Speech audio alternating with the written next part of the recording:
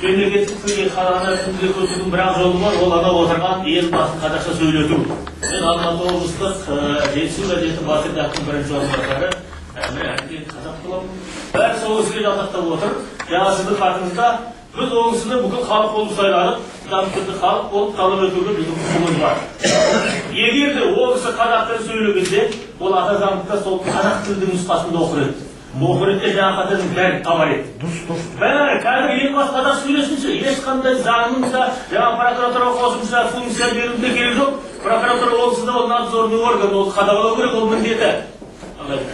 Сондықтан елбасыдан талап ету керек. Бүкіл деңгейде халықаралық ұсыныс. Бізде мәселеге шаппайын келді, бүкіл Алматы облысы күндіріп кеткен орыс сөйлеп. Қайырымда сеген келді, сеген келді, дөңбетіп кетті. Құда башқы қазақ сөйлеп.